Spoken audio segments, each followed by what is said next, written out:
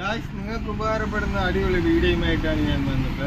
സംഭവം എന്ന് വെച്ച് കഴിഞ്ഞാൽ നമ്മൾ വീട്ടിൽ യൂസ് ചെയ്തിട്ട് കളയുന്ന എന്തെങ്കിലും ഡാമേജ് വന്നതിന് ശേഷം കളയുന്ന ഇതേപോലെയുള്ള ചെയർ, ഇതേപോലെയുള്ള നമ്മളെ സ്റ്റൂള്, നമ്മൾ ജസ്റ്റ് ഇതിൻ്റെ മുകളത്തെ കുഷൻ മാത്രം ഇളക്കി കളഞ്ഞതിന് ശേഷം നമ്മൾ യൂസ് ചെയ്യണമെന്നുണ്ടെങ്കിൽ വീടിന് വെളിയിൽ എന്തെങ്കിലും ആവശ്യത്തിന് നമുക്ക് യൂസ് ചെയ്യാൻ പറ്റുന്ന ഒരു അടുപ്പായിട്ട് ഇതിനെ യൂസ് ചെയ്യാം.